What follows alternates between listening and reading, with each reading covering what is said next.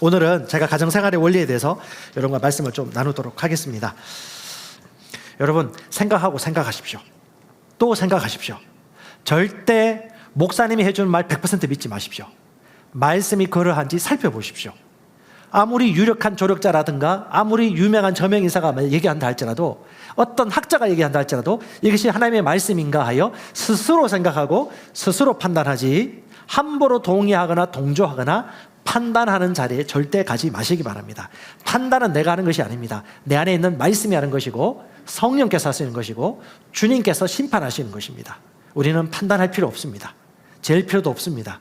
우리는 다만 하나님의 말씀이 행해야 될 것을 무엇인지를 알고 행하는 일들을 할 뿐입니다. 하나님의 아들은 이미 하나님의 아들임에도 불구하고 마귀는 하나님의 아들됨을 증명하라고 얘기합니다. 마귀는 그 속임수에 넘어가지 않았습니다. 하와는 이미 하나님처럼 영적 존재로 지음받았고 하나님처럼 인격적인 존재로 지음받았음에도 불구하고 마귀는 나는 하나님처럼 될 것이라고 말하면서 하와를 속이기 시작했습니다. 우리는 생각에 방막을 쳐야 됩니다. 강하고 담대하십시오.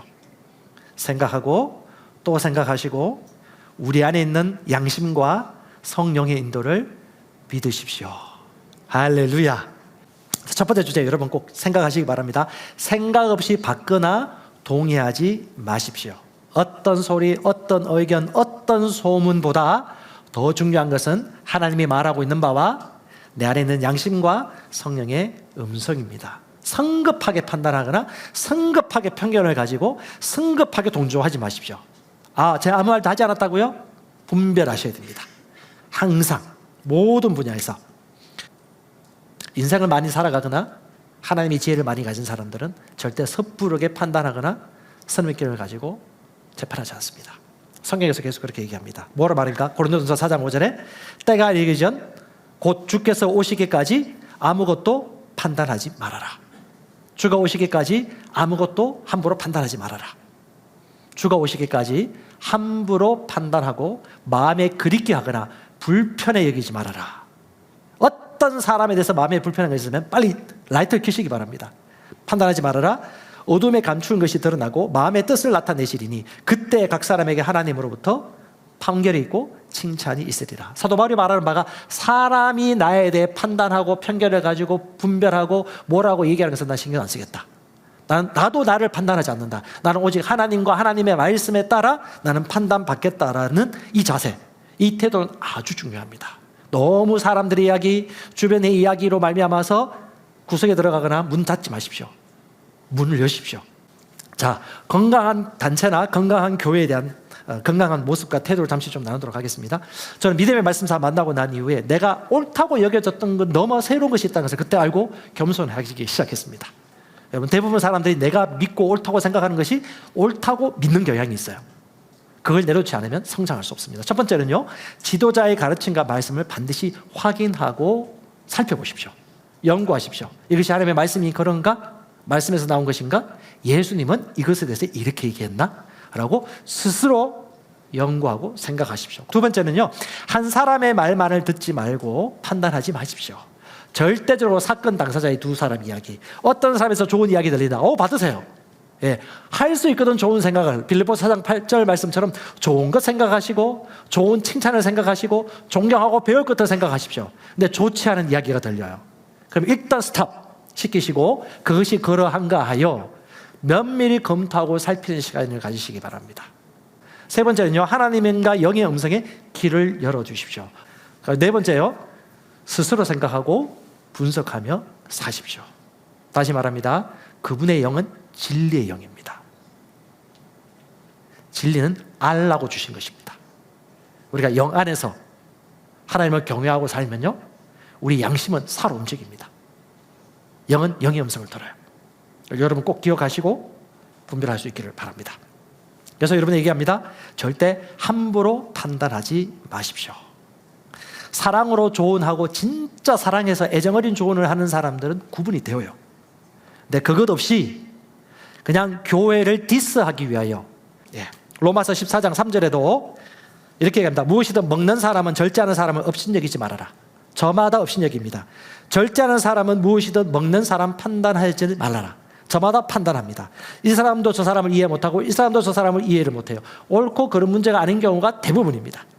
자, 로마서 14장 12절, 우리가 각각 그 사람이 행한 대로 회개보고 할 것이라고 말하고 있는데요. 한번 읽어보겠습니다. 시작. 그러므로 이와 같이 우리 각 사람이 자신에 관하여 하나님께 회개보고를 하리라. 그런즉 우리는 다시는 서로 판단하지 말고 도리어 이것, 즉 아무도 자기 형제 길에 걸림돌이나 넘어질 기회를 두지 않을 것을 판단할지니라. 아멘. 성숙한 사람은 열린 마음을 가지고 있습니다. 멀리 넓게 바라봅니다. 미숙한 사람은 헬조선이라 말해 헷가닥 넘어갑니다. 자, 사도행전 17장 11절입니다. 같이 읽어보겠습니다. 이들은 데살로니가에 있던 자들보다 더 고귀하여 온전히 준비된 마음으로 말씀을 받아들이고 그것이 그러한가 하여 날마다 성경 기록을 탐구함으로 고귀하다, 고상하다라고 개역개정에서 얘기하는데, 이거 원어로 보면요, 에우게네스라는 단어인데 고상한 태도, 너그럽고 편견이 없는 열린 마인드를 얘기합니다. 그리스도인들은 좀 넓게 생각하셔야 돼요. 여유 있게 보셔야 됩니다. 인생은 그렇게 짧게 끝나는 단거리가 아닙니다. 마라톤입니다. 나그네 길이를 할지라도 넓게 바라보시고 저 사람이 저렇게까지밖에 할 수 없었던 이유가 있겠지.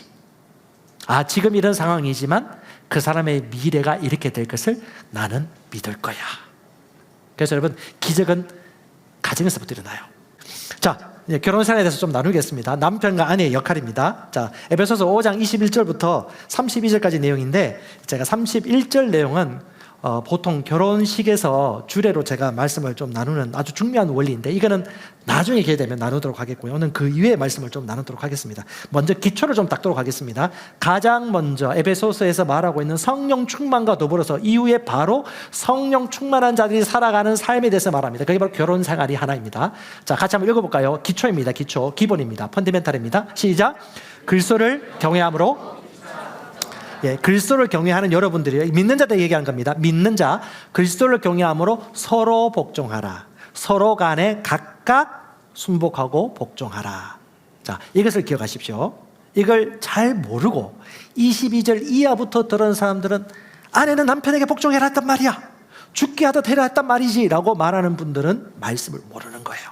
자, 21절 다시 한번 볼게요. 서로 간에 피차 복종하라. 이건 뭔 말입니까? 사랑의 법 안에서 순복하라. 서로 순복해라. 서로 존중해라. 일방적인 명령이나 복종이나 지배를 얘기하는 게 아닙니다. 서로 존중하고 서로를 헤아리고 성숙한 자라면 먼저 행동하라. 이런 의미입니다. 아내들만 좀 들으세요. 아내들만. 자, 아내들이여, 22절 24절 같이 읽어봅시다. 시작. 아내들이여 자기 남편에게 복종하기를 주께 하듯 해라. 이는 남편이 아내의 머리됨이 그리스도께서 교회의 머리됨과 같음이니 그가 바로 몸의 구주시니라. 그러므로 교회가 그리스도에게 하듯 아내들도 모든 일에 자기 남편에게 복종할지니라. 할렐루야. 자, 이 말하면 기분 나빠하는 꼭 여성분들이 있습니다. 기분 나빠할 것 없어요.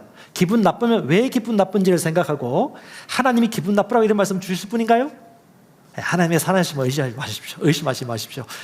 예, 두 번째 남편들입니다. 남편들을 향하여서 하나님의 말씀이 무엇인지 우리 남성과 남편분들 같이 한번 읽어볼까요? 시작. 남편들아, 아내 사랑하기를 그리스도께서 교회를 사랑하시고 교회를 위하여 자신을 주신 같이 하라. 이와 같이 남편들도 자기 아내 사랑하기를 자기 자신과 같이 할지니 자기 아내를 사랑하는 자는 자기를 사랑하는 것이라.